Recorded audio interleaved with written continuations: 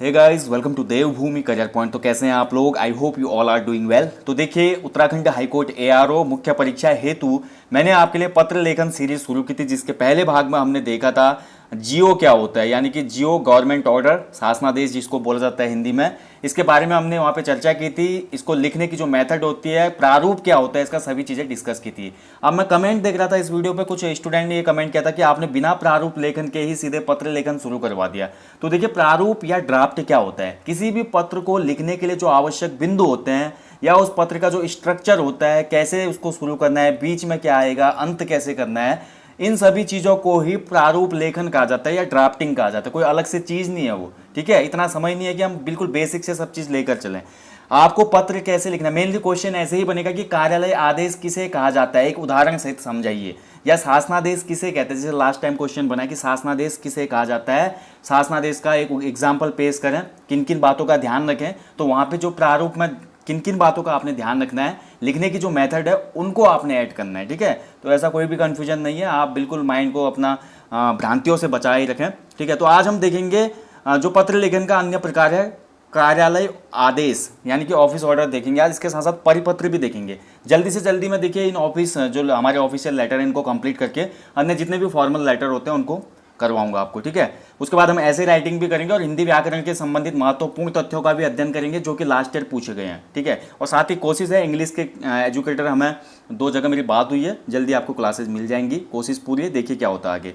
तो चलिए शुरू करते हैं आज का टॉपिक, जानते हैं कार्यालय आदेश क्या होता है। दोस्तों देखिए, आप कोई भी मेंस एग्जाम देने जा रहे हैं तो उससे पूर्व ये जानना जरूरी है कि आप कितने प्रिपेयर हैं।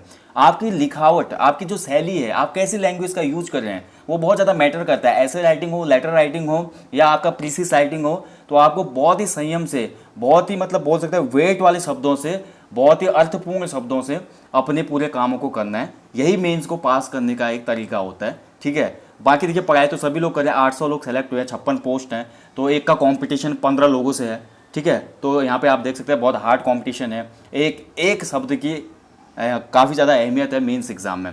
तो अब यहाँ पे कार्यालय आदेश जो होता है दोस्तों, आपको पता है, जैसे कि नाम से पता चल रहा है, जियो में अलग बात थी। जियो मतलब गवर्नमेंट, सरकार द्वारा पारित एक आदेश होता है। लेकिन कार्यालय आदेश की मैं बात करूँ तो कार्यालय आदेश किसी मंत्रालय, विभाग या कार्यालय के जो कर्मचारी होते हैं उनकी नियुक्ति मतलब जैसे अब आप सेलेक्ट हो जाएंगे एआरओ पोस्ट में, तो आपकी नियुक्ति के लिए भी ऐसा ही कार्यालय आदेश आएगा संबंधित विभाग से, ठीक है। स्थायीकरण हो गया, जैसे बहुत से लोग संविदा में होते हैं, उनको परमानेंट करना होता है, उसके लिए ये पत्र आता है। स्थानांतरण हो गया, यानी कि ट्रांसफर संबंधित जितने भी जो आदेश दिए जाते हैं वो इसी पत्र के माध्यम से दिए जाते हैं। पदोन्नति हो गया, प्रमोशन हो गया, अवकाश की स्वीकृति हुई है या अस्वीकृति हुई है, ये सभी किसके अंतर्गत आते हैं? कार्यालय आदेश या ऑफिस ऑर्डर के अंतर्गत आते हैं, ठीक है। अब कार्यालय आदेश की तो ये डेफिनेशन हो गई, आपको इतना याद रखना है कि एक ऐसा कार्यालय पत्र है जिसमें किसी मंत्रालय, विभाग या कार्यालय के कर्मचारियों को उनकी नियुक्ति, स्थायीकरण, स्थानांतरण, पदोन्नति, अवकाश, स्वीकृति, अस्वीकृति के आदि के विषय में आंतरिक प्रशासन संबंधी आदेश प्रसारित किए जाते हैं। जबकि हमने जियो में क्या पढ़ा था? जियो देखिए मंत्रालय, विभाग से आता है, ठीक है, और उसका थोड़ा अलग यहाँ पे मेथड था, और इसका पत्र लेखन का भी थोड़ा यहाँ पे प्रारूप जो है वो अलग बनेगा। वो कैसे अलग होगा अभी हम जानेंगे इसमें, ठीक है। तो कार्यालय आदेश का जो प्रारूप होता है दोस्तों, इसमें क्या क्या आपने बिंदुओं का ध्यान रखना है। देखिए, ऊपर बाईं और अन्य पत्रों की तरफ प्रेषक और प्रेषित का नाम व पता संबोधन का प्रयोग नहीं होता है इसमें, ठीक है। नीचे बहुधीय और आपका विश्वास पात्र जैसा स्वनिर्देश भी नहीं होता इस पत्र में। अंत में दाईं ओर प्रेषक, हस्ताक्षर और पत्र का नाम रहता है। जो भेजने वाला है उसका पत्र का नाम भी रहेगा, उसके हस्ताक्षर भी रहेंगे। डिजिटल लेटर है तो हस्ताक्षर आज की डेट में मैंडेटरी नहीं है, ये आपको पता होना चाहिए। अंत में ही बाईं ओर पत्र पाने वाले विभाग या व्यक्ति का नाम लिख दिया जाता है। तो अंत में बाईं ओर, ठीक है, आपको पता होना चाहिए किसी, ये अगर पेज है दोस्तों, देखिए पेज में ये दायां हिस्सा होता है, ये राइट साइड होता है, ये लेफ्ट साइड होता है, ठीक है। तो बाईं ओर क्या करा जाता है? ये बाईं ओर विभाग या व्यक्ति का नाम लिखा जाता है जिसके नाम से वो लेटर इश्यू हुआ है। यह जो पत्र होता है वो अन्य पुरुष में लिखा जाता है, ठीक है। देखिए, जियो में मैंने आपको बताया था, ठीक है, जियो में आपको मैंने क्या बताया था कि जो जियो होता है, शासनादेश होता है, वो किस में लिखा जाता है? एक वचन में लिखा जाता है हमेशा, ठीक है। तो आप प्रथम पुरुष में लिखा जाता है। लेकिन जो ये पत्र है दोस्तों, ये अन्य पुरुष में लिखा जाता है, इस चीज़ की ध्यान रखें। और जो अंतिम पॉइंट है प्रारूप का, वो है शेष बातें अन्य पत्र जैसी ही होती हैं। इसमें जो अन्य बातें होती हैं वो जो अन्य हमारे लेटर्स हैं उनकी तरह ही सेम रखा जाता है, ठीक है। यहाँ पे एक पॉइंट आपको ध्यान रखना है कि ये जो पत्र होता है वो अन्य पुरुष में लिखा जाता है, ठीक है। जबकि शासनादेश की मैं बात करूं तो ये एक वचन प्रथम पुरुष में लिखा जाता है, ठीक है। जियो जो होता है एक वचन प्रथम पुरुष में, जबकि ये अन्य पुरुष में। तो अब इसका एग्जाम्पल भी देख लेते हैं। इतनी चीजें तो हमने पढ़ ली। कार्यालयीय जो आदेश है दोस्तों, वो संबंधित विभाग या मंत्रालय के द्वारा जो संबंधित कर्मचारी होते हैं उनके प्रमोशन से रिलेटेड होते हैं, उनके स्थायीकरण से रिलेटेड होते हैं, ट्रांसफर से रिलेटेड होते हैं, उनकी छुट्टियों से रिलेटेड होते हैं। अब तो इसका फॉर्मेट कैसा है, तो फॉर्मेट देखना आवश्यक है। तो फॉर्मेट आप देख सकते हैं, देखिए, ठीक है। तो सबसे पहले पत्रांक जो नंबर होता है वो हर किसी में होगा, ध्यान रखेंगे। ये भारत सरकार शिक्षा मंत्रालय नई दिल्ली से इश्यू किया गया एक कार्यालय आदेश है दोस्तों। यहाँ पे दाईं तरफ इसमें दिनांक होगा, ठीक है। तो आपने देखा होगा, जैसा हमने शासनादेश में देखा, शासनादेश में यहाँ पे जो भेजने वाला था प्रेषक, उसका नाम भी था बाईं ओर, ठीक है। लेकिन यहाँ पे ऐसा नहीं है। तो यहाँ पे इस पत्र में ये बोला जा रहा है, देखिए, ऑर्डर दिया जा रहा है, आदेश दिया जा रहा है कि भाषा विभाग के अधोलिखित महानुभावों को इतनी इतनी तारीख से इतनी इतनी वेतन श्रृंखला अनुभाग अधिकारी के रूप में पदोन्नत किया जाता है। यानी कि प्रमोशन से संबंधित ये कार्यालय आदेश निकाला गया है। तो इसमें आपको फिर यहाँ पे लोगों को ऐड करना है, किन किन का प्रमोशन हुआ है। तो आप देख सकते हैं श्री विवेक शर्मा एग्जाम्पल के तौर पे है ये लेटर, ठीक है। तो ऐसे ही लेटर आता है, किसी मंत्रालय के द्वारा आता है। इसमें कोई एक निश्चित सब्जेक्ट होगा जो ऊपर हम पढ़ चुके हैं, ट्रांसफर से संबंधित, प्रमोशन से संबंधित, नियुक्ति से संबंधित, छुट्टियों से संबंधित, ठीक है। तो उसी को ध्यान में रखकर आपने ये फॉर्मेट तैयार करना है। तो ऐसे यहाँ पे देख सकते हैं। उसके बाद हम नीचे हमने पढ़ा था कि पत्र के जो अंत में दाईं ओर है, दाईं ओर क्या होगा, हस्ताक्षर होंगे और जो भेजने वाला प्रेषक होता उसका पदनाम होगा, ठीक है। उसके बाद ये तो हमेशा आपको ध्यान रखना है, जो कार्यालय पत्र होता है इनमें आवश्यक है कि जो प्रतिलिपि होती है आवश्यक कार्रवाई हेतु प्रेषित है। तो जो इसकी प्रतिलिपि यानी कि जो ये पत्र है, इसको संबंधित विभाग या संबंधित व्यक्ति के अलावा कहाँ कहाँ पर भेजा गया है, इसकी फोटोकॉपी वो देना आवश्यक होता है। तो इसमें कहाँ कहाँ भेजा गया है, देखिए, निदेशक, भाषा विभाग, ठीक है। तो इतने लोगों को ये भेजा गया है यहाँ पे, संबंधित लोगों को, ठीक है। तो ये हो गया हमारा कार्यालय आदेश। तो आपने समझा होगा कैसे इसको लिखना है, कैसे इसमें जो महत्वपूर्ण बिंदु है उनका ध्यान रखना है। इसके बाद जो अगला आता है दोस्तों, ये होता है परिपत्र। ये परिपत्र वाला कई बार समूह गौ के एग्जामों में भी पूछा जा चुका है।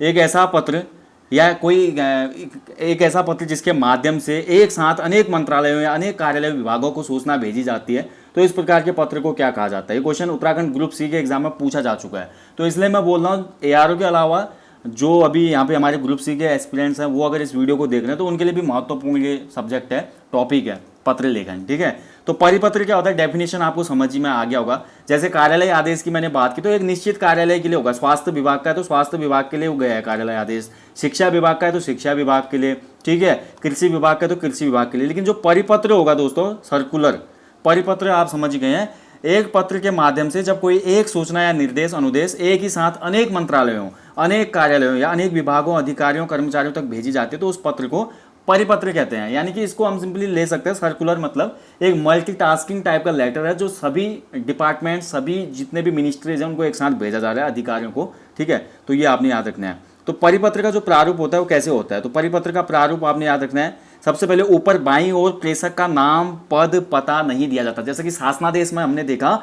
ऊपर बाईं ओर प्रेषक का नाम भी था, पद भी था, पता भी था, लेकिन इसमें नहीं होता ऐसा। जिनको यह पत्र भेजा जाता है उनके पद का नाम, पता अंत में बाईं ओर दिया जाता है।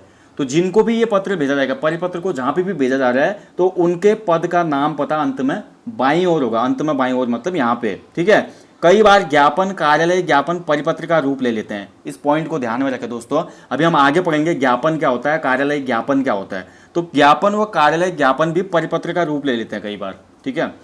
और पत्र के अंत में भवदीय, आपका विश्वास पात्र जैसे स्वनिर्देशों का उपयोग नहीं किया जाता इस पत्र में भी, और इसमें भी अन्य पुरुष शैली का ही प्रयोग किया जाता है। देखिए, शासनादेश को अगर हम हटा दें तो उसमें केवल एक वचन प्रथम पुरुष का उपयोग था। उसके अलावा अधिकतर जितने भी जो लेटर होते हैं ये अन्य पुरुष शैली में ही लिखे जाते हैं, ठीक है दोस्तों।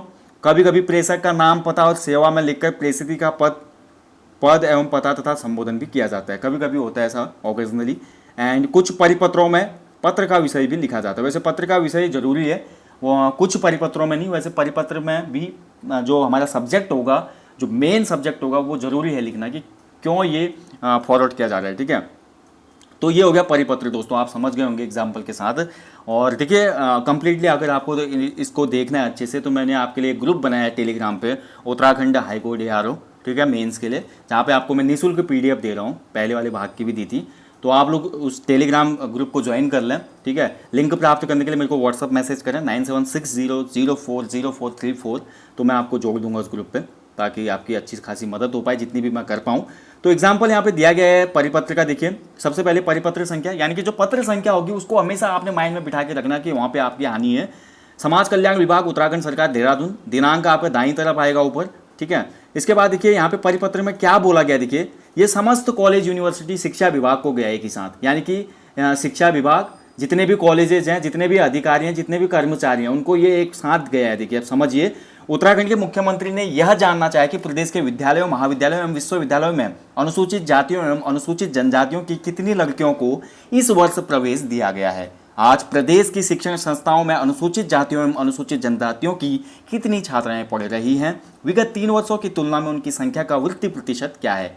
उपयुक्त मंत्रालय को 15 दिन के भीतर यथातथ्य आंकड़े भिजवा दिए जाने चाहिए। तो यहाँ पे कौन मांग रहा है, देखिए जो परिपत्र है इसको रिलीज किसने किया है, समाज कल्याण विभाग ने किया है उत्तराखंड सरकार से, और उत्तराखंड के मुख्यमंत्री को इसमें रखा गया है। और वो जानना चाह रहे हैं कि जितने भी हमारे अनुसूचित जाति और जनजाति के बच्चे पढ़ रहे हैं कॉलेज और यूनिवर्सिटीज़ में, तो उन सभी का यहाँ पे ब्यौरा चाहिए, कितनी वृद्धि हुई है ये ब्यौरा चाहिए, ठीक है। तो एक साथ ये कई जगह पे भेजा गया परिपत्र, जैसे कि आपको मैटर से ही पता चल जा रहा है इसमें। तो इसी तरह का मैटर आपने क्रिएट करना होगा जब आप परिपत्र लिखेंगे। देखिए डिक्टो कॉपी करना कोई बड़ी अच्छी बात नहीं है, जैसा मैं यहाँ पे आपको दे रहा हूँ। आप जरूरी नहीं है कि ऐसा ही करें, आप अपने दिमाग का भी यूज करें, संयम का यूज करें, उसके हिसाब से आप इस परिपत्र को अन्य डिपार्टमेंट के हिसाब से ढाल सकते हैं। ऊपर के कार्यालय आदेश को भी आप अलग मैटर में ढाल सकते हैं, ठीक है। लेकिन फॉर्मेट पता होना चाहिए कि कैसे लिखना है, कहाँ पे पत्रांक नंबर लिखना है, कहाँ पे दिनांक लिखना है, कहाँ पर भेजने वाले का पद और हस्ताक्षर होंगे, मैटर कैसे लिखना है, विषय क्या होगा। तो इन महत्वपूर्ण बातों का ख्याल रखना जरूरी है